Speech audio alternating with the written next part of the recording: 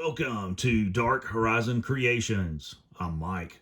This time we're taking a look at the Star Wars, the Black Series, Boba Fett, Throne Room Edition action figure by Hasbro. Now, if you hadn't already, please follow, like, and subscribe to my social media accounts on Facebook, Instagram, and YouTube. Don't forget to hit that bell icon so you get a notification of when I post new content. Merry Christmas, everyone. Tonight, I've got a very special product review for you. This is the Star Wars The Black Series Deluxe Boba Fett Throne Room Edition action figure by Hasbro. Now, I ordered this action figure last week on Target.com, where it was on sale for $22.19. However, they had a special where you could purchase 2 Star Wars action figures and get one for free. So I ordered 2 of the Black Series Imperial Officer action figures from Andor, and I got the Boba Fett action figure for free. That was an awesome deal. I'm really glad that I purchased it. My first impressions of this figure before taking it out of the box is that it is one of, if not the nicest Black Series action figures that we've seen to date. And it is by far the nicest version of Boba Fett that we've gotten to date. So taking a look at the packaging, you see the Book of Boba Fett olive drab banner down at the bottom. I do like that. I think that looks really cool. Of course, you see the action figure inside the packaging, and you can see that Boba Fett has repainted his armor. Also like the fact that he is wearing his traditional Tusken Raider clan robe over his flight suit. In the upper right, you've got his helmet. In the lower right, you have the Z6 jetpack. In the upper left is the Blastech EE3 blaster carbine. Lower left, you have the Segley Mark V blaster pistol. On the side panel, you've got some artwork of Boba Fett. On the back of the packaging, you have the same artwork and a brief bio. It says, once regarded as one of the most fearsome and capable bounty hunters in the galaxy, Boba Fett seemingly met his demise in the Sarlacc pit. A survivor to the core, Fett lived to fight another day. Okay, here we have Boba Fett outside of the packaging, and as you can see, this is a very impressive action figure. So to begin, I want to bring him in closer so you guys can see the head sculpt. And you can see the attention to detail, the scarring, the discoloration, how nice it is, the paint apps, all the way around. This is a really nice looking action figure. And you can also see the attention to detail in his armor, how it's been repainted, the Journeyman Protector symbol there, the electronics here, the Mythosaur symbol there. You can also see the paint apps on his wrist gauntlets and the attention to detail there, as well as on his gloves, his belt and the gold belt buckle there, the holster for the Segley Mark V blaster pistol. This is really nice. I do like that. And you can see the molded fasteners on his back panel of his armor for the jetpack. This is the one thing I don't care for, is the fact that instead of them using like cloth glued over his flight suit, they have chosen to go with molding the outer tunic, and it's all part of his leg. And of course, you still have the ability to rotate the lower leg joint there, as well as lower leg rotation here and up at the thigh. But I just don't like this. I would have preferred actual cloth. I don't care for that there as well. I do like the paint apps on the figure, and you can even see the paint apps they've used on his knee armor as well as his boots. So it's a really nice looking action figure. Lots of articulation. Speaking of articulation, let's take a look at that now. His head is on a full ball joint, full range of motion there.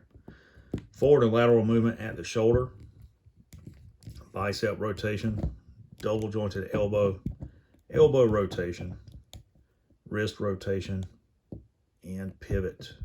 You guys can see that there. There we go. His torso is on a ball joint. forward and lateral movement at the thigh. And then you have the thigh rotation.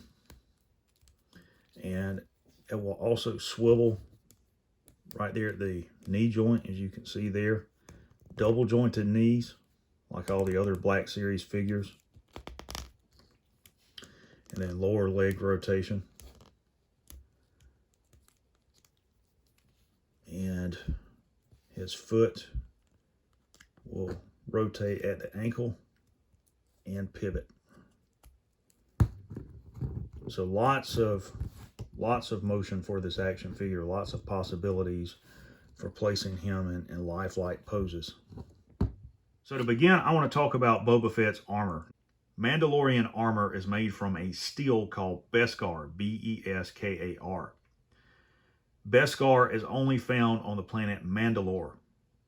It's a very resilient steel, it's lightweight, and it has some very unique properties. It's resistant to blaster fire as well as a lightsaber. It's one of the few metals in the galaxy that a lightsaber cannot cut through. If you've seen the Mandalorian episode entitled The Jedi, in which Ahsoka Tano battles Morgan Elsbeth, Morgan is using a staff made from pure Beskar, and that's why Ahsoka's lightsabers cannot cut through it.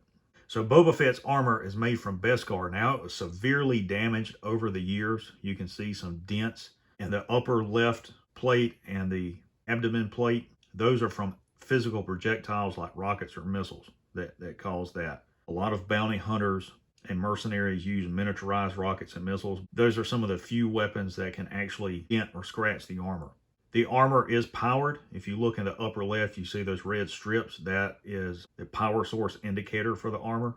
So all of Boba Fett's armor components, the helmet, the collar, the torso armor, the shoulder armor, the wrist gauntlets, his knee armor, all of that is made from pure Beskar. So let's talk about Boba Fett's helmet. I'll bring it out so you guys can see it. Up close, it's got a lot of nice detail in it. Nice paint apps. The rangefinder does drop down and raise back up. A lot of attention to detail on this. Of course, the dent is still there, and I think that is from a physical projectile like a slug thrower round. If you don't know what that is, a slug thrower fires a physical projectile and not a energy bolt like a blaster. And a weapon used in Star Wars like that would be like the cycler rifles used by the Tusken Raiders. Inside the helmet, you can see the detail in there. It's even padded in there for his head sculpt. So we'll put that on where you can see that. And the Mandalorian helmet doesn't just protect their head. It has an integrated comm link inside of it so that they can communicate with one another. It has an integrated motion tracker. The visor has enhanced capabilities such as infrared, night vision, and thermal. And of course, the rangefinder that drops down, linked to both the guided missile on the Z6 jetpack as well as the scope on his EE3 blaster carbine. So we'll turn him around. We'll bring out the jetpack. You guys can see it here. And it has thrust vectoring nozzles on it. The guided missile is removable. And it has 3 pegs, the primary peg, and then these 2 smaller ones that are angled. And you just line those up and push it in to the ports.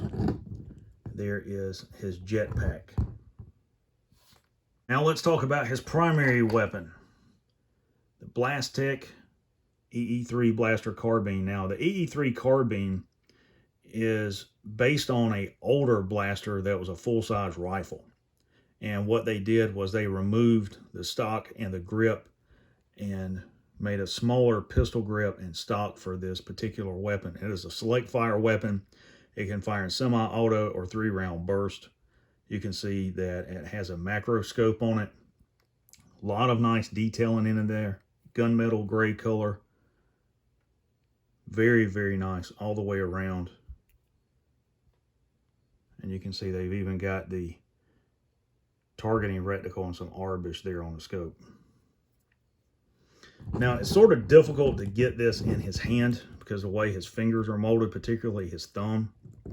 easiest way to do this is take a hair dryer on low setting for about 15 or 20 seconds to soften up his fingers. And you want to take the thumb hole stock and rotate it around, and then position his trigger finger inside the trigger guard. And you can see I've already stressed mine to get his trigger finger in there.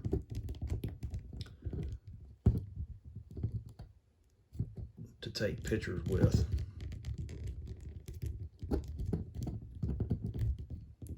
But if you take the time to heat his fingers and his hands, you can get him into any kind of pose that you wish with his weapon. For his sidearm, you have the Segley Mark V blaster pistol, and it will fit in his holster.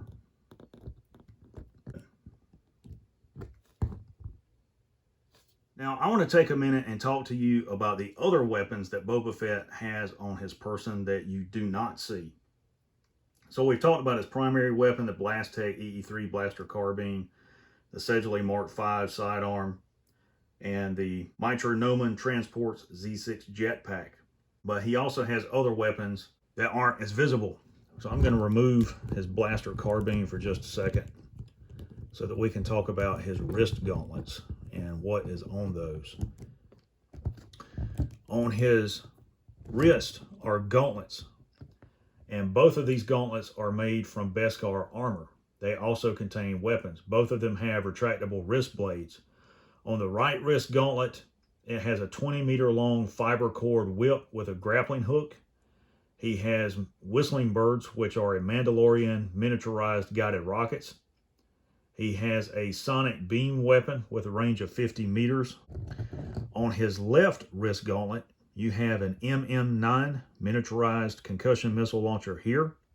You have a Zerka Arms miniaturized flamethrower here. You also have a Blastech DUR-24 wrist laser.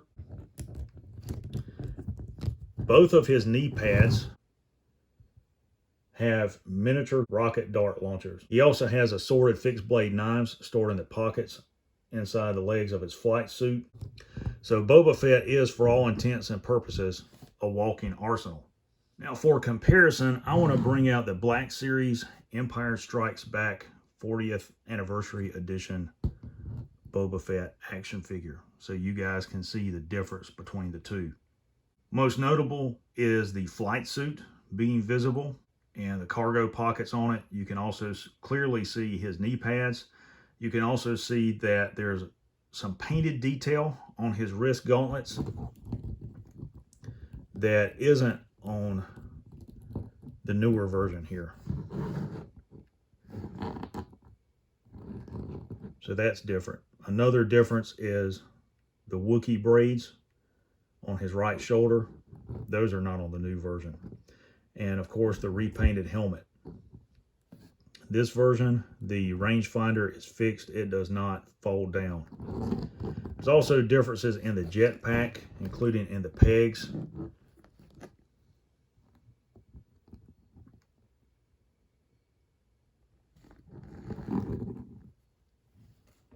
Of course, his belt and his cape there.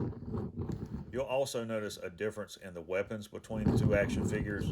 On the Blastech EE3 carbine that is included with the Empire version of Boba Fett, the metallic components are black. There's also a different color and design on the stock of that weapon as compared with the Throne Room edition. The Empire edition of Boba Fett includes the original Sacros K11 blaster pistol, whereas the new figure includes the Segley Mark V blaster pistol. This is a very impressive and nice action figure. If you are a collector or fan of Star Wars, you definitely want to add this to your collection. So there you have the Star Wars, the Black Series Boba Fett Deluxe Throne Room Edition action figure by Hasbro.